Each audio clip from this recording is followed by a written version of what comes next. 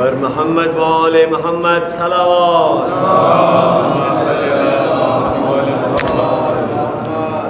فاتحہ. الحمد للہ رب العالمین الرحمن الرحیم مالک یوم الدین ایاک اهدنا الصراط المستقیم صراط الذین انعمت علیہم غیر المغضوب علیہم ولا الضالین. اللہ اکبر. اعوذ باللہ السمیع العلی العظیم من الشیطان اللعین الرجیم. بسم اللہ الرحمن الرحیم. الحمد للہ الذی جعل کمال دینہ و تمام نعمتہ بولایت امیر المؤمنین علی ابن ابی طالب.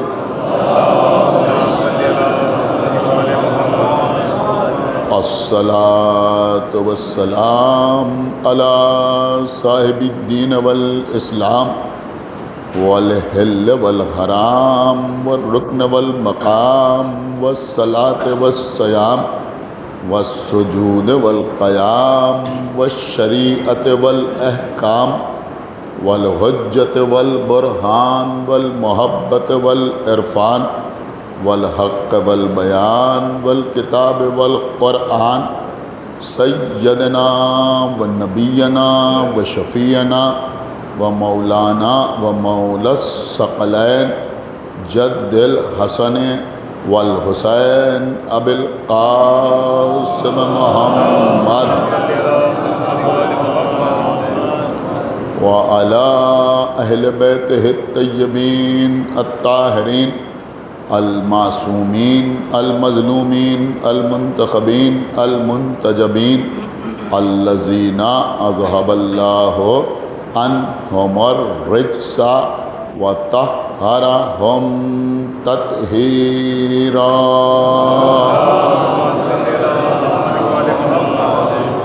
ولعنۃ اللہ علی اعدائہم وقتلتہم وغاصبی حقوقہم ومنکری فضائلہم ومصائبہم اجمعین من الآن الی یوم الدین.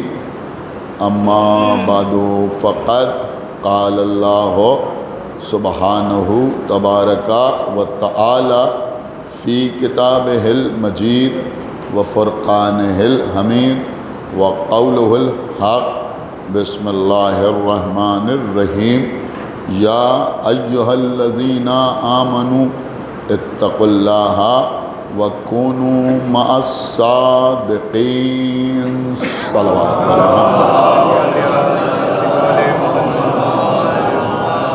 حضرات. سورہ برات جس کو سورہ توبہ بھی کہا جاتا ہے، اس میں ارشاد اقدس الہی ہو رہا ہے کہ یا ایہا الذین آمنوا، اے ایمان لانے والے، اتقوا اللہ، اللہ کے لیے تقوی اختیار کرو، وَكُونُوا مَعَ الصَّادِقِينَ، اور صادقین کے ساتھ ہو جاؤ.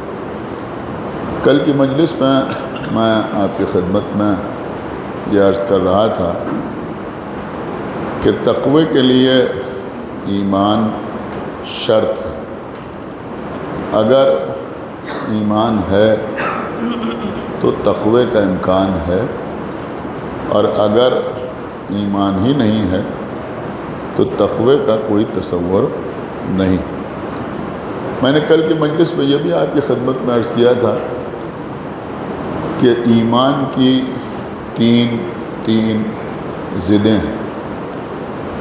ہر لفظ کی ایک ضد ہوتی ہے، لیکن ایمان کی تین ضدیں. شرک بھی ایمان کی ضد ہے، کفر بھی ایمان کی ضد ہے، اور نفاق بھی ایمان کی ضد ہے۔ دیکھیں شرک، کفر اور نفاق، ان تینوں میں سب سے پہلے نام آتا ہے شرک کا۔ ہمارے خلاف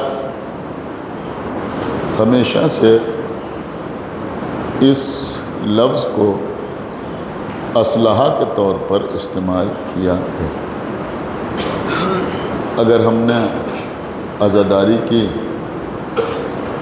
تو ہمیں مشرک کہا گیا، ہم نے علم کا احترام کیا تو ہمیں مشرک کہا گیا، ہم نے تعزیہ اٹھایا تو ہم پر شرک کا الزام لگایا گیا۔ تمام طرح کے الزامات الگ الگ عنوانات سے، الگ الگ نحس سے ہم پر لگتے رہے، اور 1400 سال سے ہمارے اخیار، ہمارے مخالفین، عامہ، اہل تسنن ہم کو مشرک ثابت کرنے کی ناکام کوشش کرتے رہے۔ اس سلسلے میں ہمارے علماء، ہمارے مجددین جوابات بھی دیتے رہے، تقریروں میں بھی اور اپنی تحریروں میں بھی، لیکن الحمدللہ سوالات آج بھی وہی ہیں، وہ کوئی نیا سوال پیدا نہ کر سکے، حالانکہ ہر سوال کے سینکڑوں ہزاروں جواب دے دیے گئے۔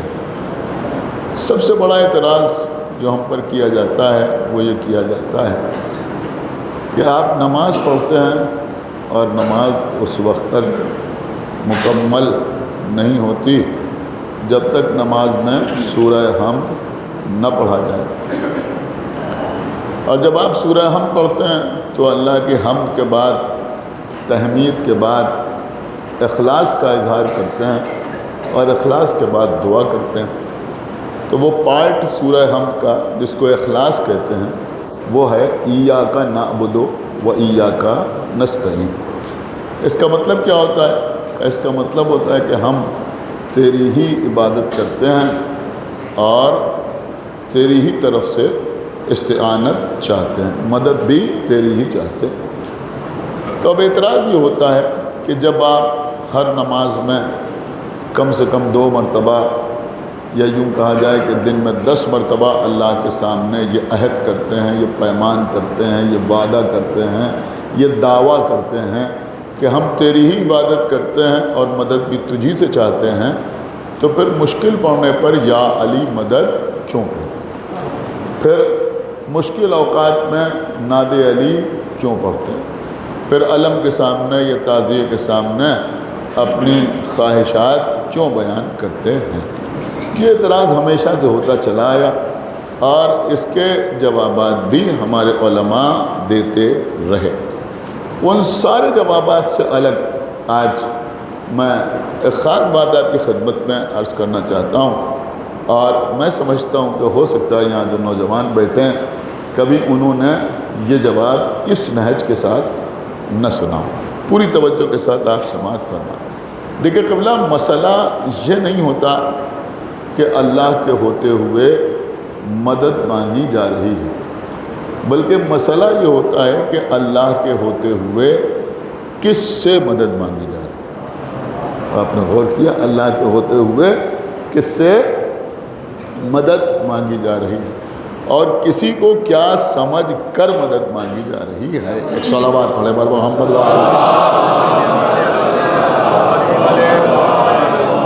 دیکھیں، ہم قرآن ہی سے 2 مثالیں آپ کی خدمت میں پیش کریں گے، اور انشاءاللہ آپ محسوس کریں گے تو محظوظ ہوں گے، اور دعاؤں میں یاد رکھیں۔ قرآن مجید میں ایک سورہ ہے جس کا نام ہے سورہ مبارکہ یوسف۔ سورہ یوسف، سورہ یوسف جو ہے اس میں جناب یوسف کے واقعے کو احسن القصص قرار دیا ہے، یعنی قصوں میں بہترین قصہ۔ کس کا قصہ؟ جناب یوسف کا قصہ۔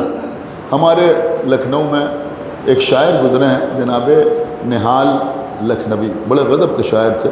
ایک عرصہ ہو گیا ان کے انتقال کو، بہت سی انجمنیں لکھنؤ کا ان کا کلام پڑھتے تھے۔ تو انہوں نے بڑے خوبصورت سے 4 مصرے سورہ یوسف کے سلسلے میں کہے تھے. وہ فرماتے ہیں کہ اللہ کی کتاب مقدس کتاب ہے. سنیے نا سلیم بھائی, کہ اللہ کی کتاب مقدس کتاب ہے, اس میں بھی ایک عشق و محبت کا باب ہے. اور کیا اللہ کی کتاب مقدس کتاب ہے, اس میں بھی ایک عشق و محبت کا باب ہے. اور شک ہو تو پڑھ کے سورہ یوسف کو دیکھ لو, یوں بھی کلام پاک کا پڑھنا ثواب ہے. صلوات پڑھ دے بر محمد و آل محمد. یوں بھی کلام پاک کا پڑھنا ثواب ہے. تو سورہ یوسف میں دیکھیے, میرے خیال میں جن کو آنا تھا وہ آ گئے, کہ سورہ یوسف میں اللہ نے جناب یوسف کے واقعے کو بہت تفصیل کے ساتھ بیان کیا ہے. حالانکہ قرآن کے نازل ہونے سے پہلے جو کتابیں نازل ہوئیں ان میں بھی جناب یوسف کا واقعہ موجود ہے. مثلا اس دور میں بھی اگر آپ تلاش کریں اور آپ کو بائبل مل جائے, بڑی آسانی سے مل جائے گی, تو بائبل میں جو پورشن تورا کہلاتا ہے یا تورات کہلاتا ہے, اس میں بھی جناب یوسف کا واقعہ موجود ہے. تھوڑا سا کہیں کہیں آپ کو فرق نظر آئے گا, لیکن زیادہ تر باتیں وہی ہیں جو قرآن مجید میں بیان ہوئی ہیں. تو یہ جو پورشن میں آپ کی خدمت میں عرض کر رہا ہوں یہ تورات میں بھی ہے, لہذا میں آپ کی خدمت میں عرض کر رہا ہوں, اور قرآن میں بھی ہے. دیکھیے, آپ جانتے ہیں جناب یوسف کا مسئلہ کیا ہے. ان کے بھائیوں کو ان سے حسد پیدا ہوا, اور اس حسد کی وجہ سے انہوں نے جناب یوسف کو کنویں میں ڈال دیا, اور پھر کچھ لوگوں نے جناب یوسف کو خریدا, اور خریدنے کے بعد وہ لے گئے, اور پھر وہ مصر پہنچے. وہ سارے حالات مصر کے بازار کے, بہرحال وہ سب ترک کرنا ہے, وہ سب عرض نہیں کرنا ہے, اپنے مطلب کی بات عرض کرنا ہے. اور پھر ایک وقت ایسا بھی آیا کہ جناب یوسف قید ہو گئے, قید کر دیے. اب جناب یوسف قید خانے میں ہیں. دیکھیے, بہت توجہ آپ حضرات کی چاہتا ہوں, جناب یوسف قید خانے میں ہیں. اب جناب یوسف جو قید خانے میں تھے تو وہاں ان کے ساتھ کچھ اور قیدی بھی تھے. ان قیدیوں میں 2 افراد کا تذکرہ قرآن مجید میں کیا گیا. ایک وہ شخص تھا کہ جو عزیز مصر کا کک تھا, سمجھ رہا, اس کا باورچی کہیے, نانبائی کہیے, کچھ بھی کہیے, یا اس کے باورچی خانے کا انچارج کہیے. تو بہرحال ایک شخص وہ تھا کہ جو یہ سارے امور دیکھتا تھا, اس نے کوئی غلطی کی تھی, اس کو قید کر دیا گیا تھا. دوسرا شخص وہ تھا کہ جو بادشاہ کا ساقی تھا, یعنی عزیز مصر کو شراب پیش کرتا تھا. دوسرا وہ تھا. یہ دونوں قید خانے میں جناب یوسف کے ساتھ تھے. اللہ نے ان دونوں کو قرآن میں جناب یوسف کا صحابی کہا. آپ کہیں پہنچے یا نہیں پہنچے؟ ایک صلوات پڑھے بھائی محمد و آل محمد. یعنی جناب یوسف کہہ رہا ہے یا صاحب سجن, یعنی یہ کون ہے کہ یہ میرے صحابی ہیں, قید خانے میں یہ میرے صحابی ہیں. اب آپ مجھے بتائیں کہ یہ دونوں ایک نبی کے صحابی ہیں یا نہیں ہیں؟ کہ بھئی جب قرآن کہہ رہا ہے تو ماننا پڑے گا کہ یہ نبی کے صحابی ہیں. آپ غور نہیں کر رہے میں کیا عرض کر رہے, یہ دونوں نبی کے صحابی ہیں, دونوں قید خانے میں ہیں. ایک تو بادشاہ کو شراب پلانے والا ہے. تو بھائی سب سے پہلی بات تو یہ سمجھ میں آئی کہ نبی کا ہر صحابی محترم نہیں ہوتا. ایک صلوات پڑھے بر محمد, سمجھ میں آ رہا ہے کیا؟ ایک صلوات اور پڑھے بر محمد و آل محمد. دیکھیے, آپ سوچ رہے ہوں گے یہ ایاک نعبد و ایاک نستعین سے ہم جناب یوسف تک کیسے پہنچ گئے. ابھی میں آپ کی خدمت میں عرض کر رہا ہوں, پوری توجہ آپ حضرات کی چاہتا ہوں. تو یہ دونوں جناب یوسف کے ساتھ قید تھے. ایک دن ان دونوں نے جناب یوسف سے کہا کہ کل رات ہم نے خواب دیکھا. یہ قرآن میں بھی ہے, تورات میں بھی ہے, تفاسیر میں مل جائے گا, تاریخ انبیاء میں مل جائے گا, سب جگہ یہ واقعہ مل جائے گا کہ دونوں نے جناب یوسف سے کہا کہ کل رات ہم دونوں نے ایک خواب دیکھا ہے, کیا آپ ہمیں اس خواب کی تعبیر بتا سکتے ہیں؟ تو جناب یوسف نے پوچھا کہ تم نے کیا خواب دیکھا ہے؟ تو وہ جو ساقی تھا اس نے کہا کہ میں نے یہ خواب دیکھا کل رات کہ میں انگور نچوڑ رہا ہوں اور اس سے رس نکال رہا ہوں. تو جناب یوسف نے اس کو تعبیر یہ دی کہ تو 3 دن کے اندر رہا ہو جائے گا اور پھر بادشاہ کو شراب پیش کرے گا. بہت توجہ کے ساتھ سنیے، تو 3 دن کے اندر رہا ہو جائے گا اور بادشاہ کو شراب پیش کرے گا۔ تو وہ تو خوش ہو گیا، اتنی اچھی تعبیر دی جناب یوسف نے کہ وہ خوش ہو گیا۔ تو دوسرے نے کہا کہ میں نے بھی خواب دیکھا۔ کہ تو نے کیا خواب دیکھا؟ کہ میں نے خواب یہ دیکھا کہ میں اپنے سر کے اوپر، اب ہر ایک نے اپنے اعتبار سے خواب دیکھا تھا، روٹی کا گٹھڑ لے کے چلا جا رہا ہوں اور پرندے روٹیاں نوچ نوچ کے کھا رہے ہیں۔ تو جناب یوسف نے پہلے تو اس کے خواب کی تعبیر اسے نہیں بتائی، کچھ تکلف فرمایا اور اس کے سامنے اللہ کی حمد و ثنا کرنے لگے۔ گویا جناب یوسف نہیں چاہتے تھے کہ اس کو اس کی تعبیر بتائی جائے، اور وہ چاہ رہے تھے کہ یہ بھول جائے یا بات ٹل جائے تو بہتر ہے۔ لیکن سب سننے کے بعد پھر اس نے کہا کہ ہمیں آپ ہمارے خواب کی تعبیر بتائیے۔ تو جناب یوسف نے کہا کہ تیرے خواب کی تعبیر یہ ہے، بہت توجہ آج کے مجلس میں، تیرے خواب کی تعبیر یہ ہے کہ تجھے سولی پر لٹکا دیا جائے گا، تجھے سزائے موت دی جائے گی، اور جیسے تو نے دیکھا ہے کہ پرندے روٹیاں نوچ نوچ کے کھا رہے ہیں، ایسے ہی پرندے تیرا مغز کھائیں گے، تیرا دماغ جو ہے وہ نوچ نوچ کے کھائیں گے۔ تو جب جناب یوسف نے اس سے کہا، یہ تو قرآن ہے لیکن تفسیر میں ہے کہ جب جناب یوسف نے اس سے کہا تو اس نے کہا کہ ارے میں نے کوئی خواب واب نہیں دیکھا تھا، میں نے تو یوں ہی آپ سے کہہ دیا۔ بہت توجہ آپ حضرات کی، یعنی اس نے کہا میں نے کوئی خواب واب نہیں دیکھا تھا، میں نے تو یوں ہی آپ سے بیان کر دیا۔ تو جناب یوسف نے فرمایا کہ تو نے خواب دیکھا ہو یا نہ دیکھا ہو، تو سچ بول رہا ہو یا جھوٹ بول رہا ہے، لیکن جو میں نے کہا ہے یہ ہو کے رہے گا۔ سنا آپ نے یا نہیں سنا؟ یا کہیں آپ کا ذہن پہنچا یا نہیں پہنچا؟ تو بھائی ایک بات یہ سمجھ میں آئی کہ جسے اللہ حجت قرار دیتا ہے، اگر اس کے سامنے کوئی جھوٹ بھی کہے لیکن وہ کوئی بات کہہ دے تو وہ ہو کے رہتی ہے۔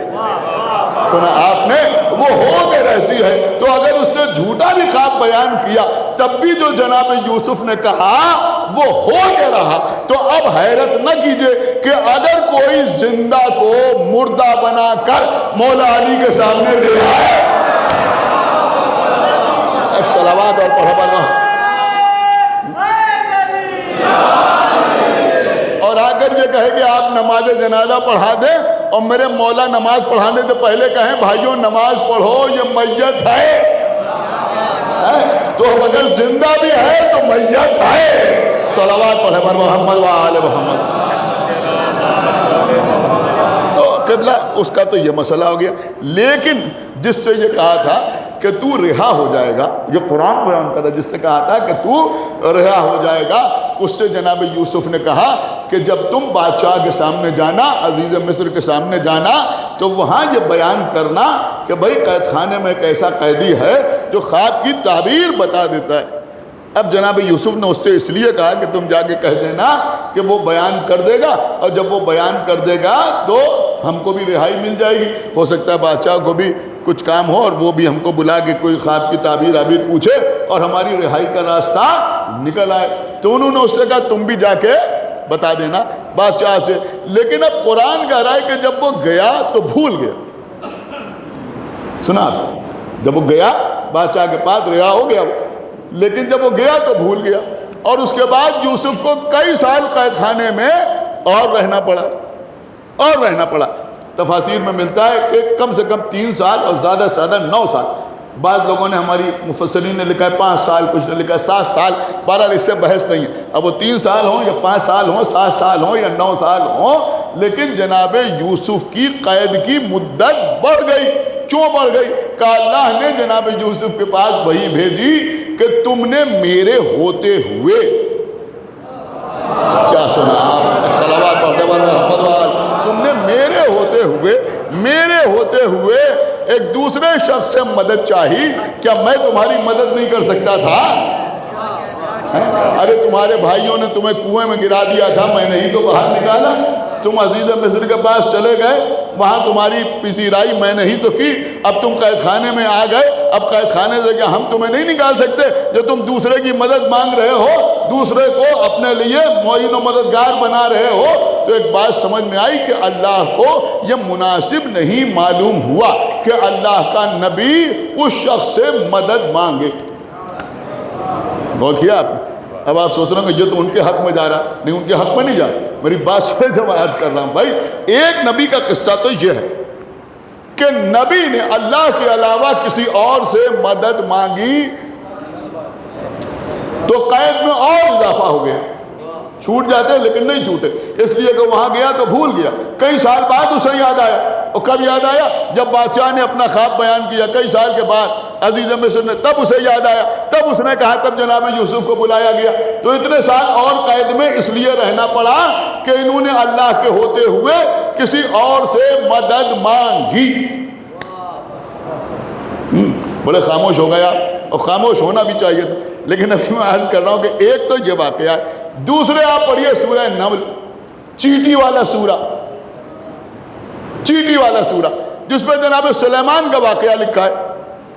جناب سلیمان چلے جا رہے ہیں، سر کے اوپر پرندے سایہ کیے ہوئے ہیں، ایک دھوپ کی ہلکی سی کرن جناب سلیمان کے ماتھے پہ پڑی، سر اٹھا کے دیکھا ایک پرندہ غائب ہے، کون؟ ہد ہد غائب ہو گیا، اسے بلایا، بلانے کے بعد پوچھا تو کہاں غائب ہو گیا تھا؟ تو اس نے ملک سبا کی خبر دی، ملک سبا کا ذکر کیا، جن کا نام تفاسیر میں بلقیس ملتا ہے، قرآن میں نہیں ملتا، تفاسیر میں نام ملتا ہے بلقیس، ان کی خبر دی، بارہ وہ سارا واقعہ آپ کے سامنے ہے۔ اس کے بعد جناب سلیمان نے ان کو خط لکھا، اور جب وہ خط پہنچا تو انہوں نے لوگوں کو بلایا، کہا انہم من سلیمان وانہ بسم اللہ الرحمن الرحیم، یہ خط آیا ہے سلیمان کی طرف سے ہے، اس کی ابتدا بسم اللہ الرحمن الرحیم سے ہے، یہ واحد بسم اللہ الرحمن الرحیم ہے جو کسی سورے کے بیچ میں ہے۔ یہ بات میرے خیال میں بچوں کو معلوم ہوگی کہ یہ واحد بسم اللہ الرحمن الرحیم ہے جو سورے کے بیچ میں ہے، یعنی سورہ نمل کے ابتدا میں بھی بسم اللہ الرحمن الرحیم ہے اور بیچ میں بھی بسم اللہ الرحمن الرحیم ہے۔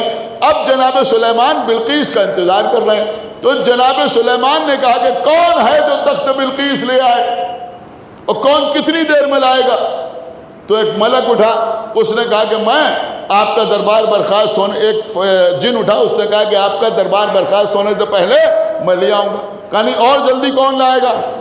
تو آخر میں قرآن کہہ رہا ہے وہ اٹھا کہ جو علم من الکتاب کا مصداق تھا، کون؟ کہا آصف برقیہ، اور انہوں نے کہا کہ میں چشم زدن میں تخت بلقیس لے آؤں گا، کہ لے آؤ۔ وہ چشم زدن میں تخت بلقیس لے آئے۔ اب آپ مجھے بتائیں کہ جناب سلیمان نے اللہ کے ہوتے ہوئے، سنائے منمائے یا نہیں سنائے، اللہ کے ہوتے ہوئے آصف برقیہ سے مدد کیوں مانگی؟ اور اللہ ناراض کیوں نہیں ہوا؟ اللہ نے کیوں نہیں سلیمان سے کہا کہ تمہیں حکومت ہم نے دی، تمہیں انگوٹھی ہم نے پہنائی، تمہیں اختیار ہم نے دیا، تمہیں ملک ہم نے عطا کیا، تم ہم سے کہتے ہم تخت بلقیس منگا دیتے، یہ تم نے آصف برقیہ سے مدد کیوں مانگی؟ تو ہو سکتا ہے جواب قدرت آئے کہ اسی لیے ہم نے قرآن میں آصف برقیہ کا نام نہیں لیا بلکہ ان کی صفت بیان کی، تاکہ دنیا کی سمجھ میں آئے کہ اگر ایسی صفت ہو تو اس سے مدد مانگنا اللہ ہی سے مدد مانگنا۔ سنہ قبلہ بہت قیمتی بات میں نے آپ کی خدمت میں عرض کر دی کہ صفت کیا تھی؟ کہ علم من الکتاب، ان کو کتاب میں سے تھوڑا سا علم ملا ہوا تھا۔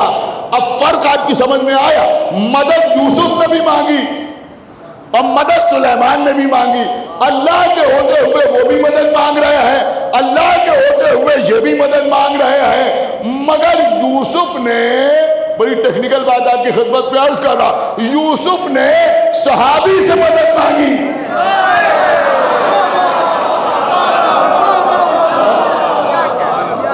ایک صلوات محمد محمد علیہ صحابی سے مدد مانگی۔ کہیں آپ پہنچے یا نہیں پہنچے؟ ارے بھائی صحابی سے تو مدد مانگی، صاحب سجن اسے کہا گیا یا نہیں کہا گیا؟ تو یوسف نے صحابی سے مدد مانگی تو اللہ کو مناسب معلوم نہیں ہوا، کچھ سال اور قید خانے میں رہنا پڑا، لیکن سلیمان نے صحابی سے مدد نہیں مانگی بلکہ سلیمان نے اس سے مدد مانگی کہ جس کو کتاب میں سے کچھ علم دیا گیا تھا۔ تو اب سمجھ میں آیا کہ صحابیوں سے مدد نہ مانگو بلکہ مدد اس سے مانگو کہ جسے مکمل کتاب کا علم دیا گیا۔ صلوات محمد وآل محمد، اس سے مدد مانگو۔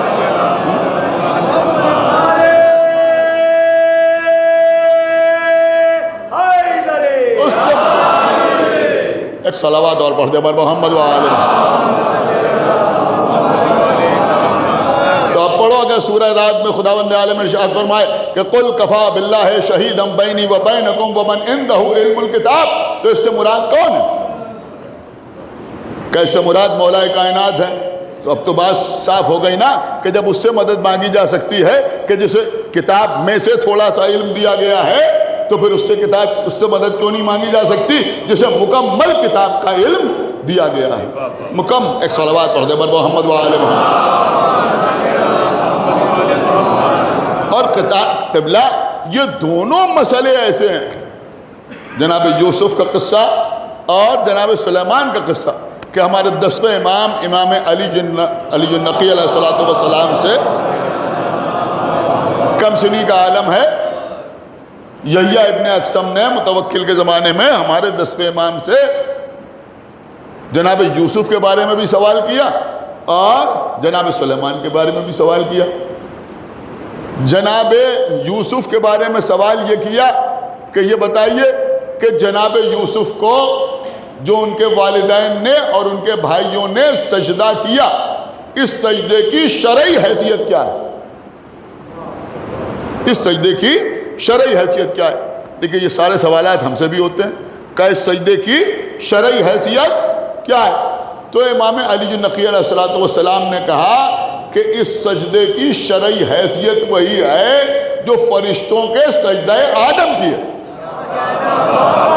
ایک صلوات پڑھے بر محمد وآل محمد۔ فرشتوں کے سجدہ آدم کی ہے۔ اس کے بعد امام نے فرمایا کہ حقیقت یہ ہے کہ جناب یوسف کے والدین ایک عرصے سے اس تمنا میں جی رہے تھے کہ ہماری یوسف سے ملاقات ہو جائے، دعا کر رہے تھے کہ پروردگار ہماری یوسف سے ملاقات ہو جائے۔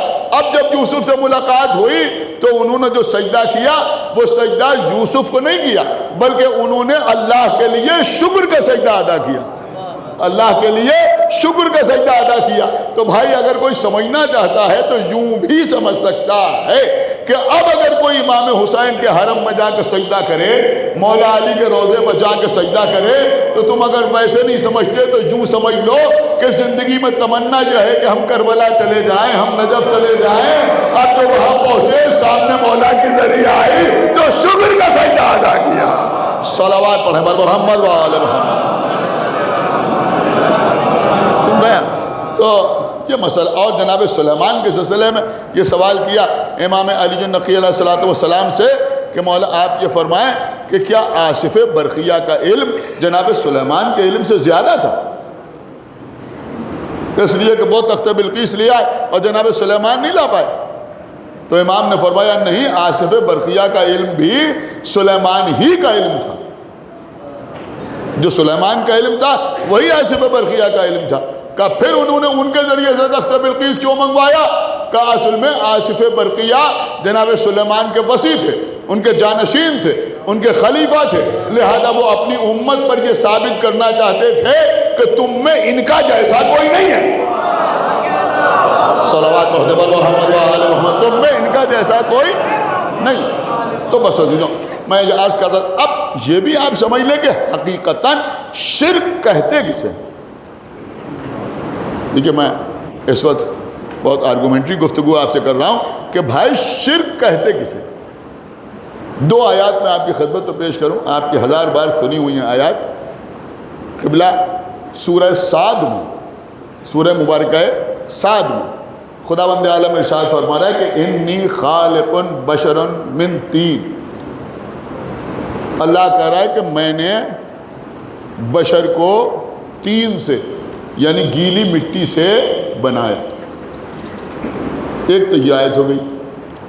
سورہ بقرہ میں خداوند عالم ارشاد فرما رہا ہے کہ انی جاعل فی الارض خلیفہ، انی جاعل فی الارض خلیفہ، میں زمین پر ایک خلیفہ بنانے والا ہوں۔ دونوں جگہ صیغہ ایک ہے۔ سورہ صاد والی آیت میں خالق، سورہ بقرہ والی آیت میں جاعل۔ ایک بات سمجھ میں آئی کہ اللہ ہی خالق بھی ہے کیا سن رہے ہیں آپ؟ اور اللہ ہی خلیفہ کا جائل بھی ہے۔ وہاں اللہ کہہ رہا ہے کہ میں بشر کو گیلی مٹی سے خلق کرنے والا ہوں، یہاں اللہ کہہ رہا ہے کہ میں خلیفہ بنانے والا ہوں۔ تو بھائی ایک بات سمجھ میں آئی یا نہیں آئی کہ جو خلق کرنے والا ہے اسی کو خلیفہ بنانے کا اختیار ہے؟ نہیں، آپ نے بڑے ہلکے انداز میں سن لیا کہ جو خلق کرنے والا ہے اسی کو خلیفہ بنانے کا اختیار ہے، اور جو خلق کرنے کی قدرت نہیں رکھتا اس کو خلیفہ بنانے کا اختیار نہیں ہے۔ اب عزیزو حیرت کی بات یہ ہے کہ وہ والی آیت جو ہے انی خالق بشر من طین، اس میں تو کوئی شامل ہونے کی کوشش نہیں کرتا، اس میں کوئی شریک ہونے کی کوشش نہیں کرتا، لیکن جب جائل والی آیت آتی ہے تو کہتے ہیں ہم بھی بنا سکتے ہیں،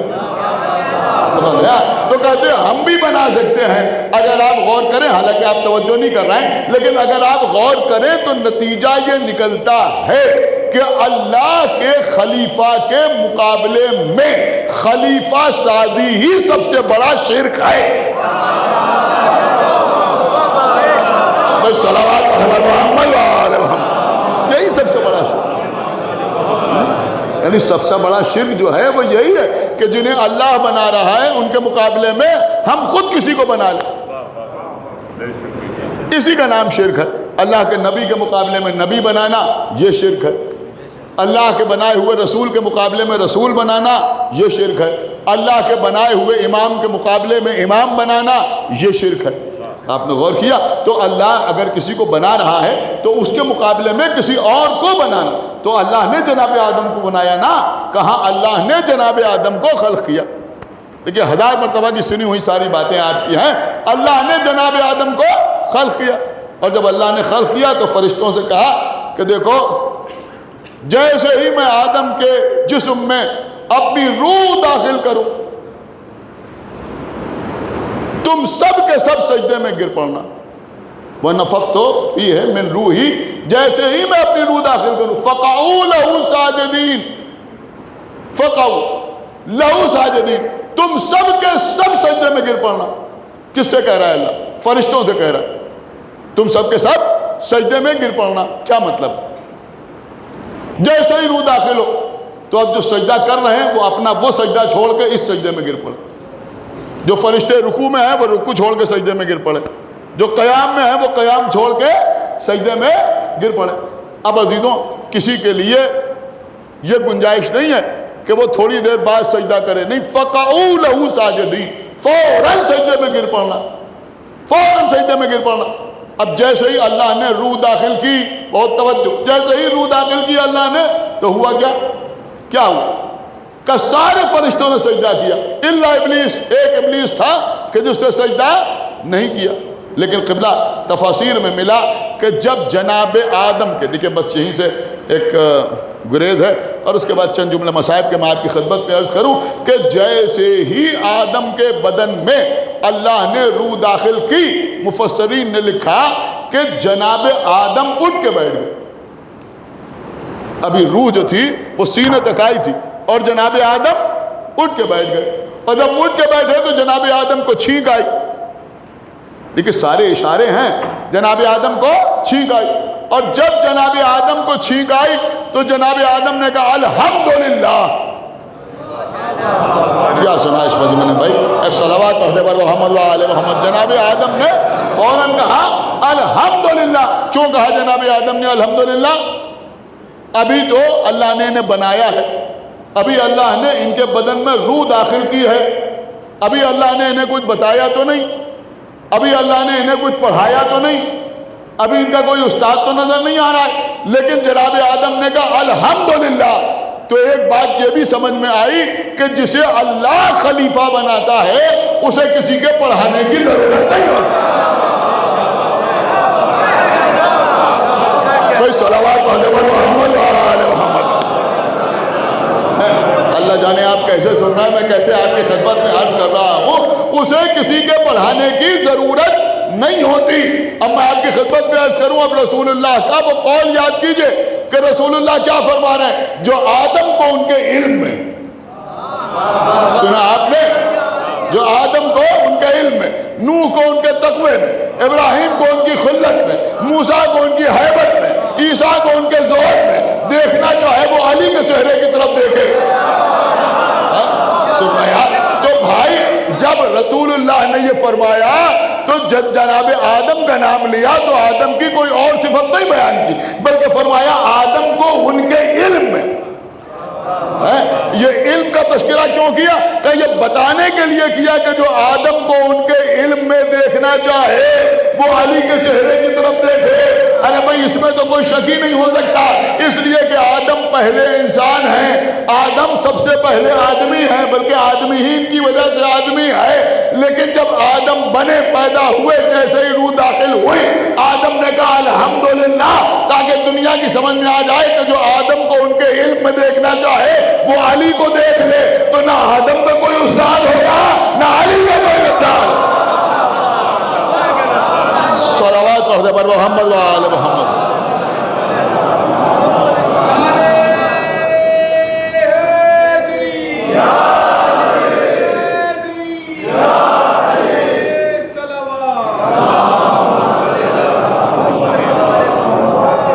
بس قبل اب بات تمام ہو گئی۔ ایک بات اور بھی سمجھ میں آئی جو کافی اہم ہے، اور وہ یہ ہے کہ جب جناب آدم کے پیکر میں روح داخل ہوئی تو آدم اٹھ کے بیٹھے، اسی وقت فرشتوں نے سجدہ کیا۔ تو ایک بات اور ثابت ہو گئی کہ فرشتوں نے لیٹے ہوئے آدم کو سجدہ نہیں کیا۔ کبھی اس رخ سے آپ نے غور کیا ہے کہ فرشتوں نے نہیں غور کر رہے ہیں؟ میں کیا عرض کر رہا ہوں کہ فرشتوں نے، خدا کے لیے بھائی تھوڑا بیدار ہو جائیے، کہ فرشتوں نے لیٹے ہوئے آدم کو سجدہ نہیں کیا، بلکہ فرشتوں نے بیٹھے ہوئے آدم کو سجدہ کیا۔ آدم بیٹھے ہوئے ہیں، فرشتے سجدہ کر رہے ہیں، فرشتے سجدہ کر رہے ہیں، آدم بیٹھے ہوئے ہیں۔ ایک بات سمجھ میں آئی کہ فرشتوں کی شان یہ ہے کہ انہوں نے بیٹھے ہوئے آدم کو سجدہ کیا، لیٹے ہوئے آدم کو سجدہ نہیں کیا، کھڑے ہوئے آدم کو سجدہ نہیں کیا، بلکہ بیٹھے ہوئے آدم کو سجدہ کیا۔ ہماری مجلسوں میں صحابہ کی فضیلت کم بیان ہوتی ہے، لیکن میں سمجھتا ہوں کہ اس سے بڑی کوئی فضیلت بیان بھی نہیں کر سکتا کہ وہاں آدم بیٹھے ہوئے ہیں، فرشتے سجدہ کر رہے ہیں، مسجد النبوی میں پشت رسول میں حسین بیٹھے ہوئے ہیں۔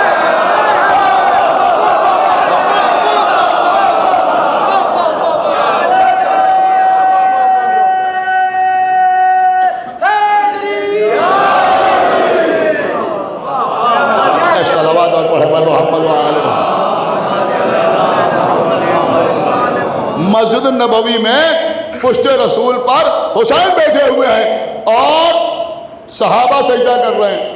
سجدہ ہی تو کر رہے ہیں نا، اس لیے کہ رسول سجدے میں طول دے رہے ہیں، وہ سر اٹھا رہے ہیں، امام حسین کو دیکھ رہے ہیں، پھر سجدے میں سر رکھ رہے ہیں۔ تو ایک بات سمجھ میں آئی کہ وہاں بیٹھے ہوئے آدم کو سجدہ ہو رہا ہے، وہ آدم جو عرش پر بیٹھے ہوئے ہیں، یہاں حسین کو سجدہ ہو رہا ہے، وہ حسین جو پشت رسول پر بیٹھے ہوئے ہیں۔ اب آپ کی سمجھ میں آیا؟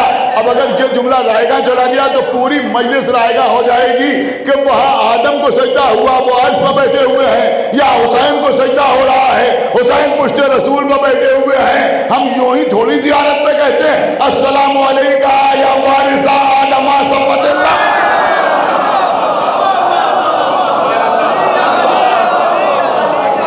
صلوات پڑھے محمد کہ اے آدم کے وارث تم پر سلام۔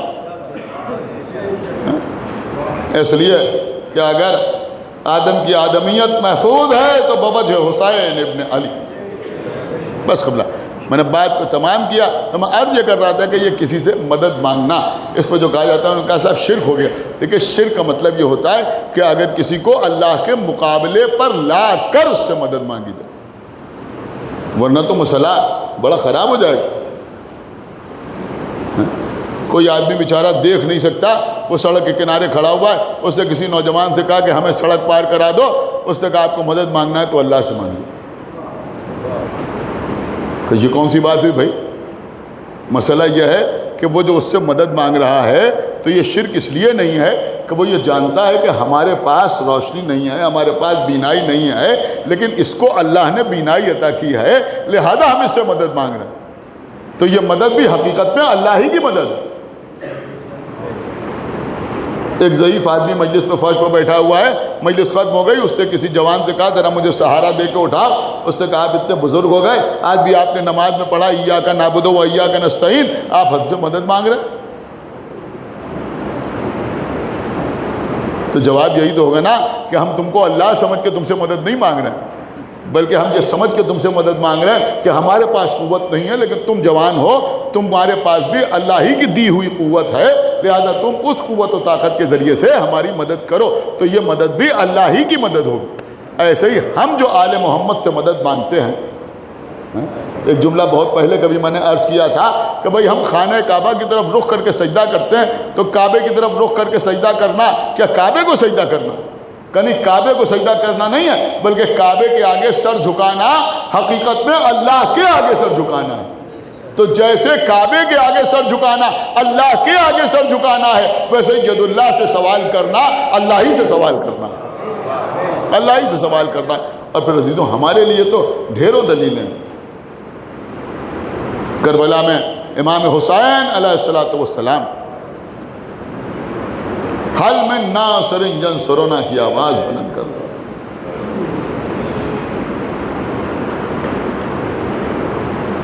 کوئی ہے تم میں سے ایسا جو آ کے ہماری نصرت کرے؟ اب امام حسین علیہ السلام سے بڑا توحید کا رکھوالا کون ہو؟ ہاں عزیزوں، یہ اس وقت کی بات ہے کہ نہ لشکرے، نہ سپاہے، نہ کثرت الناس، نہ قاسم، نہ علی اکبر، نہ عباس، امام حسین کی آواز استغاثہ، حل من ناصر ینصرنا، تم میں کون ہے جو میری نصرت کرے؟ لاشیں تڑپ رہی ہیں، آواز آ رہی ہے لبیک لبیک یا ابن رسول اللہ لبیک۔ اتنے میں خیمے سے رونے کی آواز آنے لگی، گھوڑا دوڑاتے ہوئے پہنچے بہن زینب، یہ ابھی کیوں رونا ہو؟ بھیا آپ کی آواز استغاثہ سن کر علی اصغر نے اپنے کو گہوارے سے گرا دیا۔ بس عزیزوں، مجھے مکمل شہادت نہیں پڑھنا ہے، صرف آپ کو ایک دو امور کی طرف متوجہ کرنا ہے۔ کل بھی میں نے آپ کی خدمت میں اس سلسلے میں ایک دو اشارے پیش کیے تھے کہ یہ وہ شہادت ہے جس کے لیے امام حسین نے کہا کہ ہمارے شیعوں سے کہہ دینا کہ ہم نے تمہیں اس وقت بہت یاد کیا جب ہمارے ہاتھ کو ہمارا 6 مہینے کا بچہ تھا۔ ہم اپنے بچے کے لیے پانی مانگ رہے تھے، لیکن ہمارے بچے کو پانی نہیں دیا گیا، بلکہ 3 بھال کے تیر کا نشانہ بنایا گیا۔ ہاں عزیزوں، میں پڑھتا رہتا ہوں کہ امام حسین کے لیے تمام شہداء کی شہادت عظیم ترین صدمہ ہے۔ جناب قاسم کا پامال ہو جانا، اون محمد کا قتل ہو جانا، عباس کے بازو قلم ہو جانا، علی اکبر کے سینے میں برچھی لگنا، لیکن ساری شہادتیں ایک طرف اور 6 مہینے کے بچے کی شہادت، اس لیے کہ جب امام حسین پہنچے ہیں جناب قاسم کے قریب تو قاسم پامال ہو چکے تھے، جب علی اکبر کے پاس پہنچے تو برچھی کی یعنی ٹوٹ چکی تھی، جب حضرت عباس کے قریب پہنچے تو بازو قلم ہو چکے تھے، اور محمد کے پاس پہنچے تو بچے زخمی ہو چکے تھے۔ اتنے قریب سے حسین نے کس کے زخم لگتے دیکھا جیسے علی اصغر کے تیر لگتے ہوئے دیکھا، اس لیے کہ بچہ باپ کے ہاتھوں پر تھا۔ امام حسین 6 مہینے کے بچے کو خیمے سے لے کے چلے۔ بس عزیزوں، مکمل شہادت نہیں، صرف ایک اشارہ اور مجلس تمام۔ دیکھیں عزیزوں، ہم مصائب میں سب قسم کی روایتیں پڑھنے کی عادی نہیں ہیں، وہ روایتیں سب اپنی جگہ پہ، اور ان میں کسی قسم کا شک نہیں ہے، شبہ نہیں ہے، لیکن بہرحال یہاں اشارے کافی ہوتے ہیں لوگوں کو رلانے کے لیے۔ ایک نفسیاتی اشارہ اور مجلس تمام۔ امام حسین بچے کو لیے ہوئے آ رہے ہیں، ابا کے دامن سے بچے کو ڈھک لیا ہے، دشمنوں نے دیکھا، وہ سمجھے حسین قرآن لا رہے ہیں، اس کا واسطہ دے کر امام حسین چاہتے ہیں کہ صلح کر لی جائے، لیکن حسین ایک بلندی پر پہنچے، ابا کا دامن ہٹایا اور اس کے بعد فرمایا اے قوم جفاکار، اور بعض روایتوں میں ملتا ہے کہ فرمایا اے آل ابو سفیان، اگر تمہاری نظر میں حسین خطا بار ہے تو اس بچے کی خطا بتا دو۔ یہ بچہ 3 دن کا پیاسا ہے، اس کی ماں کا دودھ خشک ہو گیا ہے، اسے تھوڑا سا پانی پلا دو۔ دیکھیں بڑا اہم مرحلہ ہے۔ لوگ کہتے ہیں اس شہادت کا تذکرہ زیادہ کیوں ہوتا ہے؟ شہزادے علی اصغر کو فاتح کربلا بھی کیوں کہا جاتا ہے؟ کیوں کہا جاتا ہے میں آپ کی خدمت میں عرض کروں؟ پھر فرمایا اچھا اگر تم سمجھتے ہو کہ اس کے بہانے میں پانی پی لوں گا، چلو میں اسے جلتی ہوئی ریت پر لٹائے دیتا ہوں، تم خود آؤ آگے پانی پلا لو۔ بچے کو جلتی ہوئی ریت پر لٹایا، بچہ لیٹنے کے ساتھ ہی کروٹیں بدلنے لگا، اٹھایا اور اٹھانے کے بعد کہا میرے لال تم بھی تو حجت خدا کے فرزند ہو، حجت تمام کر دو، انہیں بتا دو کہ میں پیاسا ہوں۔ 6 مہینے کے بچے نے اپنی خوش زبان اپنے خوش ہونٹوں کو پھیرنا شروع کیا۔ دیکھیں آپ نے عشرہ محرم میں شہزادے علی اصغر کی شہادت ضرور سنی ہوگی، لیکن میں کسی وجہ سے یہ آپ کی خدمت میں عرض کر رہا ہوں۔ عزیزوں جب شہزادے علی اصغر نے اپنی خوش زبان اپنے خوش ہونٹوں پر پھیری تو لشکر یزید میں شدید ترین اختلاف ہو گیا۔ کچھ لوگ ایسے تھے جو کہہ رہے تھے کہ بندش آب جو ہے وہ صرف حسین کے لیے، یہ جو بالغ ہیں ان کے لیے، اس کا اطلاق 6 مہینے کے بچے پر نہیں ہوتا، لہذا اس بچے کو پانی پلا دینا چاہیے۔ لیکن ملونوں کی اکثریت یہ کہہ رہی تھی کہ دیکھو یہ حسین کا 6 مہینے کا بچہ ہے، یہ موت کے قریب ہے، اس بچے کو بھی پانی نہ دینا، ہو سکتا ہے حسین اس بچے کی محبت سے مغلوب ہو کر یزید کی بیعت کر لیں۔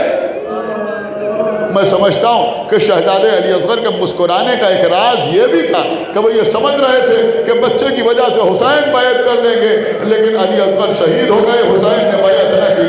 شاید علی اصغر مسکرا کے بتا رہے تھے کہ دیکھو اس مرحلے میں بھی میرا بابا کامیاب۔ بہرحال عزیزوں جب یہ عالم ہوا تو پسر سعد نے پکار کے کہا کہ آئینہ آئینہ حرملا اختہ کلام الحسین، اور مولا ملون نکل کے آیا۔ 6 مہینے کے بچے کے لیے تو ایک چھوٹا سا تیر کافی تھا، لیکن اس ملون نے 3 بھال کا تیر چلے کمان میں جوڑا، بچے کی گردن کو نشانہ بنایا، بچے کی گردن کو نشانہ بنایا، اور اس کے بعد اس نے تیر کو رہا کیا۔ عزیزوں ہمارے یہاں کچھ نوحے پڑھے جاتے ہیں، ایک نوحے کے 2 مصرے ہیں، بڑا عجیب شعر ہے۔ شاعر نے کہا کہ ایک تیر سے زخمی 2 ہوئے، ایک تیر سے زخمی 2 ہوئے، گردن صغیر بازوئے امام۔ 3 بال کا تیر تھا، 3 بال کا تیر تھا، ایک پھل 6 مہینے کے بچے کی گردن پر لگا، دوسرا پھل شہزادے علی اصغر کے کان میں لگا، تیسرا پھل حسین کے بازو میں پیوست ہوا۔ بس قبلہ مجلس تمام ہو گئی، کاش آپ محسوس کر لیں، اب میں پڑھ لیتا ہوں آپ کی خدمت میں۔ عزیزوں ایک جملہ آپ ہمیشہ سنتے رہتے ہیں، صرف اشارہ کروں گا عزیزوں، زیادہ مجھے آپ کی خدمت میں تفصیلات نہیں پیش کرنا ہے۔ دیکھیے عزیزوں آپ سنتے رہتے ہیں کہ تیر بڑا تھا بچہ چھوٹا تھا، یہی تو سنتے ہیں نا کہ تیر بڑا تھا بچہ چھوٹا تھا، تبھی تو ایک پھل علی اصغر کی گردن میں لگا، دوسرا پھل علی اصغر کے کان میں لگا، اور تیسرا پھل حسین کے بازو میں پیوست ہوا۔ عزیزوں ایک اشارہ اور، جیسے یہاں تیر بڑا تھا علی اصغر چھوٹے تھے، ایسے ہی عزیزوں کربلا میں